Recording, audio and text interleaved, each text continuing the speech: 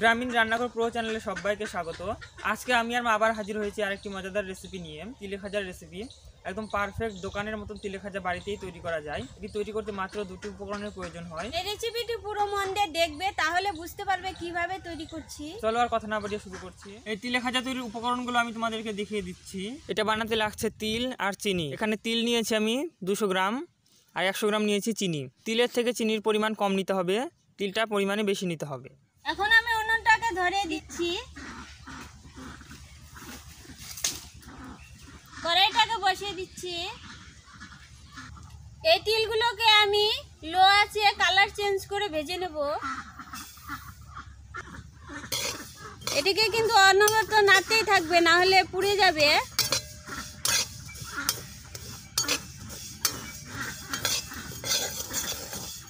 অনেকদিন থেকে একটা কমেন্ট খুব আসছে। একদিন আমরা বানিয়েছিলাম কাপালি বাড়ির টকের তরকারি।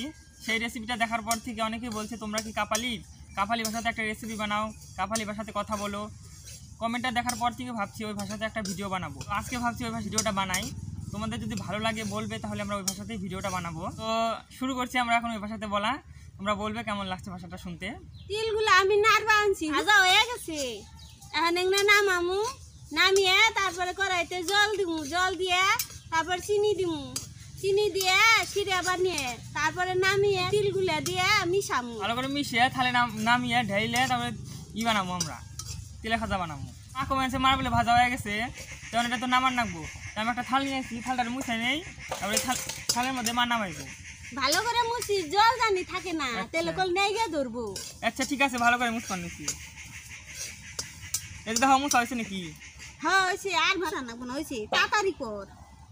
নামাও। এই যে একবারে দেখ কি সুন্দর হয়েছে।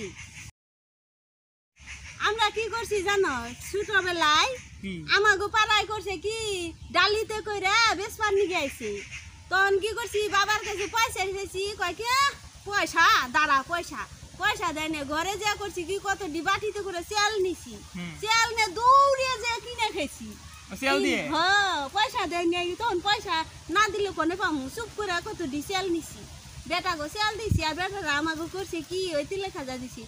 লুকিয়া বেটাই না থুইছি, কতখানি আর কতখানি করছি, বনে খারে খারে খেয়ে থেয়েছি।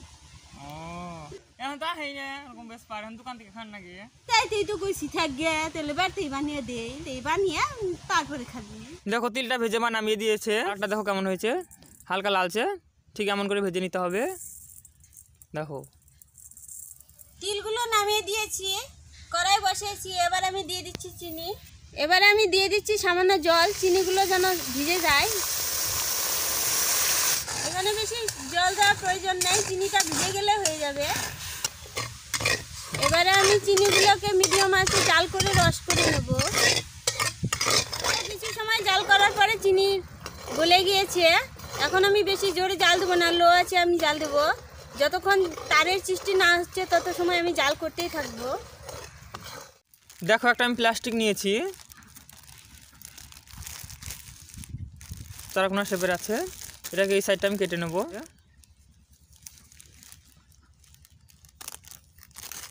দুটো সাইডে কেটে নেব এটার।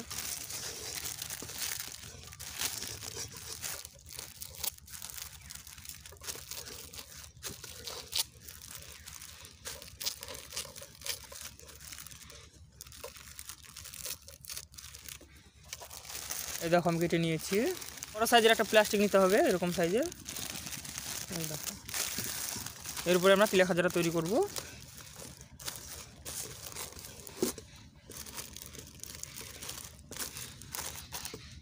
এর মধ্যে একটু সরিষার তেল মেখে নিচ্ছি।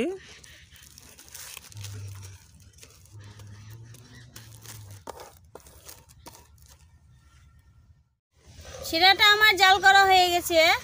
এবার আমি তোমাদেরকে দেখিয়ে দিচ্ছি তারের সৃষ্টি হয়েছে কিনা।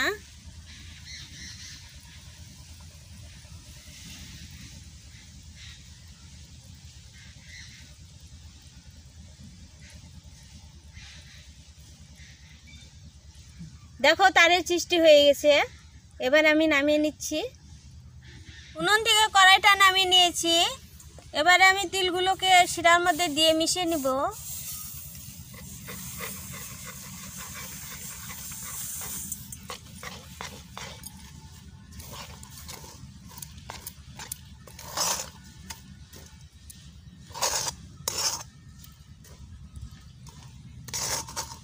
দেখো আমার মিশানো হয়ে গেছে। এবারে আমি ওই প্লাস্টিকটার মধ্যে ঢেলে দিব।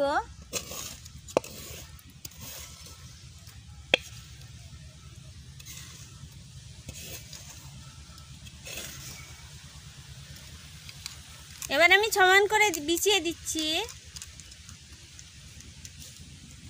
এবার আমি প্লাস্টিকটা দিয়ে ঢেকে দিয়ে রুটি বেলনা দিয়ে এখন আমি বেলে নেব।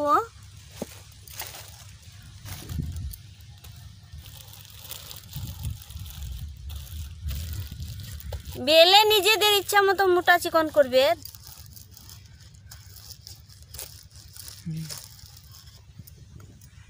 এটাকে কিন্তু সঙ্গে সঙ্গে পিস করতে হবে। আমি এবার পলিথিনটা উঠিয়ে নিচ্ছি। দেখো হয়ে গেছে। এবার আমি তোমাদেরকে ছুরির সাহায্যে পিস করে দেখে দিচ্ছি।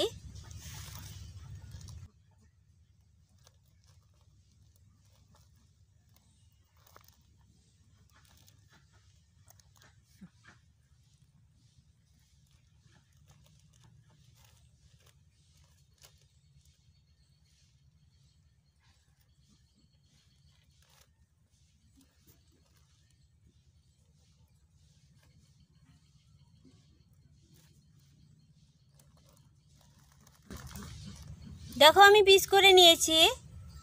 এমনি করে আমি সবগুলো পিস করব।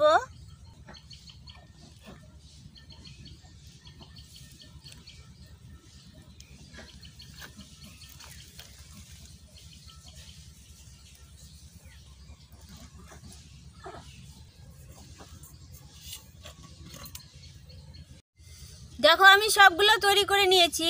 দেখতে একদম দোকানে তিলের খাজার মতোই লাগছে। দেখো এই তিলে খাজাগুলোকে এয়ারটাইট কন্টেনারে রেখে 2 মাস সংরক্ষণ করা যাবে।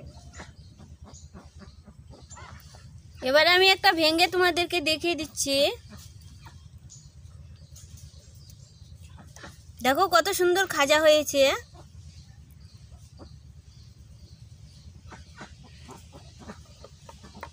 দেখলে কত সহজে বাড়িতেই তৈরি করা যায় তিলে খাজা। এখন আমরা খেয়ে দেখবো কেমন হয়েছে। একটাই দুজনে খাই। এতটা খাও না, পড়ে যায় কেন? পড়ে গেল হাতে থেকে।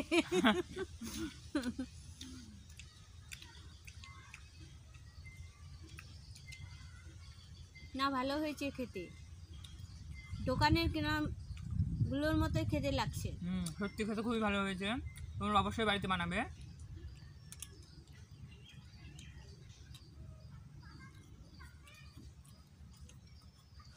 আশা করি আজকের ভিডিওটি ভালো লেগেছে। কাপালি ভাষাটা শুনতে কেমন লাগলো সেটা তোমরা অবশ্যই কমেন্টে জানাবে। যদি বলো ভালো লেগেছে তাহলে আমরা পরবর্তীতে ওই ভাষাতেই ভিডিওটা বানাবো। ভিডিওটি যদি ভালো লেগে থাকে লাইক করবে, কমেন্ট করবে, শেয়ার করবে। চ্যানেলে যদি নতুন হয়ে থাকো সাবস্ক্রাইব করবে। পাশে থাকা অল বেল আইকনটি প্রেস করে দেবে যাতে নতুন ভিডিওর আপডেট সবার আগে পৌঁছে যায়। আজকে এখানে বিদায় নিচ্ছি। দেখা হবে পরবর্তী কোনো ভিডিওতে।